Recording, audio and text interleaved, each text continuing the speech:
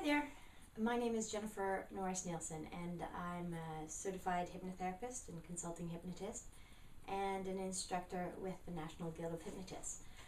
So what I wanted to talk to you about today was a question that pops up with a lot of people who are interested in doing hypnosis, or they think that they want to learn a little bit more about how the mind works, how our powerful subconscious mind can support individuals in making changes. And then they think, okay, well, so what happens if I learn this tool, if I have the skills, what am I going to do with it? Well, there are a number of different things that you can do.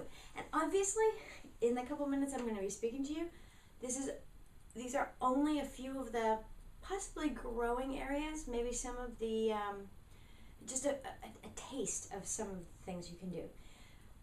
Obviously, you can have what's called a general practice, and that means that you don't particularly focus on a particular aspect of hypnosis. So when someone gets referred to you from another practitioner, or maybe from the medical field or the mental health profession, then you can work with them, obviously, with that referral. Or when people phone you up, you can help them reduce their the conflict in their life in some way, help them feel better, help them do better. So it's not only getting rid of old habits and problems, but it's also excelling their ability to live an even better life. So that can be a general approach to hypnosis, and that's called a general practice. Now, based on this, you could actually become quite focused on a particular area. I was talking about performance, and there are a number of areas that are definitely performance-based that could probably be a full or a part-time practice all on its own. So one of the things, I've written a few things down so I don't forget. One of the things is in terms of corporations, in terms of sales, in helping people in companies do better, maybe sell more, or reduce stress so that they can focus better or enjoy their work even more. The cost of stress in companies is actually quite telling. So helping them not only deal with the pressures of day-to-day life, but also helping them excel in doing better with their company, that's something that can be a focus for you if you have an interest in that. Another is helping people in sports. And this could be for elite athletes, or it could be just for, the weekend warrior who decides that he or she wants to improve in what area of exercise or health or sports that is of interest to the client. Another is learning. So helping people test more easily, perform better, not only improving marks, but also feeling better about school or education or learning. So this isn't just for kids, this is also for adults. But as we know, kids have a lot of pressures these days, and you can see in newspapers and magazines that there's a huge concern for kids being able to cope, to deal with a lot of the things that are going on in their lives.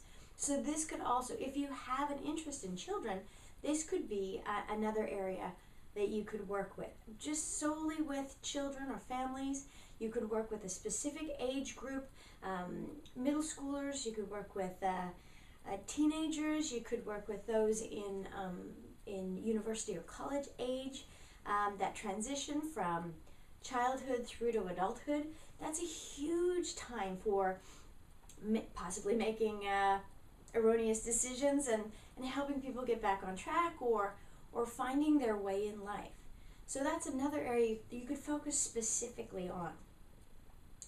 A few other issues that seem to be going on worldwide are in terms of obesity or weight is a huge issue. In some parts of the world it's underweight. In a lot of the world it's overweight.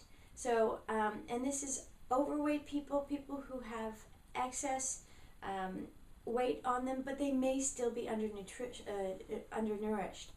So there are a number of things that hypnosis can do because we work directly with the subconscious mind. We can alter habits. So a pattern that we've been doing for a very long time. I mean, a lot of us learn certain eating habits from the past, and we just carry it forward in our life. So with the subconscious mind, we can help change those particular patterns or habits. Other things are if there are emotions attached to eating. If there are reasons we find comfort in food, we find that it distracts us from stress or anger or whatever it may be, we can also deal with those particular emotional triggers. And so the need for eating in response to a particular feeling or emotion just tends to disappear. And in disappearing that trigger or that point where it's like, oh, I have to do this because I'm feeling so badly about myself, or I feel some feeling that I can't deal with and I'd like to stuff it down with some food, that disappears, which tends to not only improve physical health, but mental and emotional health as well. Another that I've seen more and more over the years is that people are having issues with sleep. You could focus specifically on helping people sleep better. Can you imagine what the knock-on effect would be if people could sleep beautifully, right?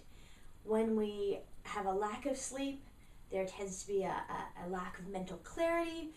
There tends to be an increase in inflammation in the body. There are so many things that happen. Like people say, well, I didn't get a good night's sleep. I can't think clearly. I don't know what I'm doing. Everything seems to be going wrong. I seem to have butterfingers. And if people got a good night's sleep, can you imagine what they would be able to handle, be able to tackle, not only for themselves, but in their interactions with others.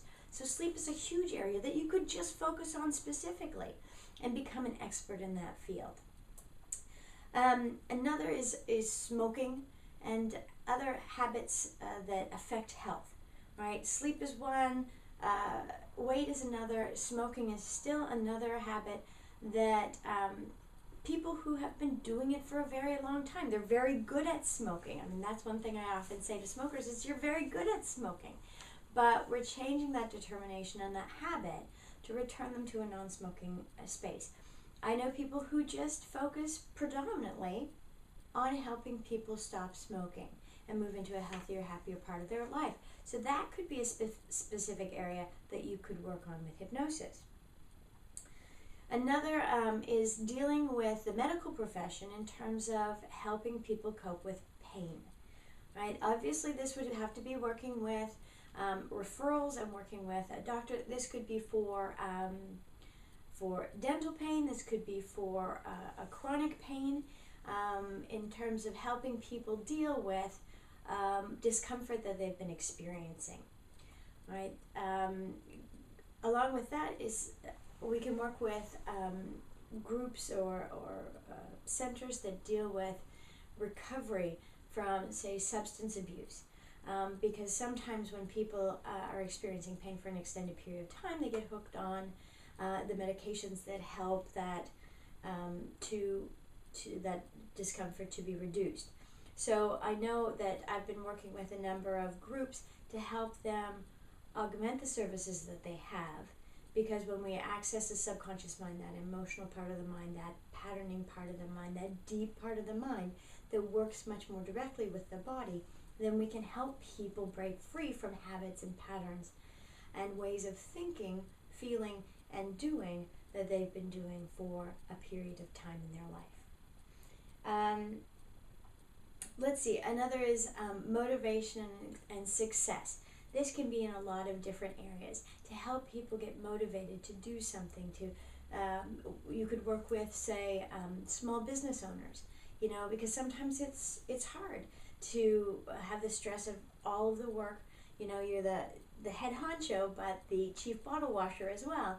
So to work through that, to motivate them, because there are lots of creative individuals, and stress can actually hurt that creativity. So you could focus actually with small business people.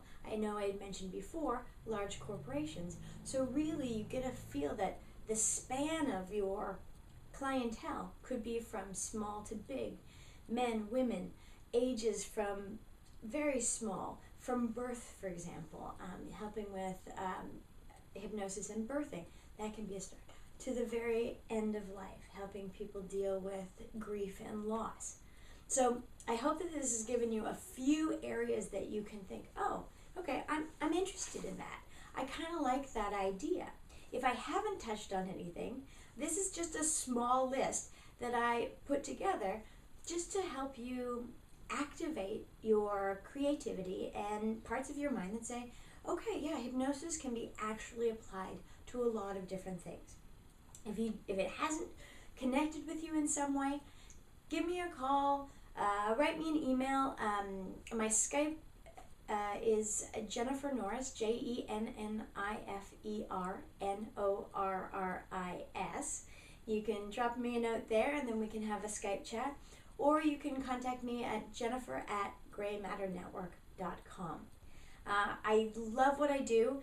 This really excites me, and I have to say that a lot of my students have been doing amazing stuff all around the world. So, and they've been doing even more than what I've mentioned. So I encourage you to find out more about hypnosis. There's probably a training near you, or we also have a home study program. But just get in touch with me and I can answer some of your questions. And this is an amazing area of work that you can integrate with the work that you're doing right now or as an independent career. Anyway, look forward to hearing from you, and we'll talk soon.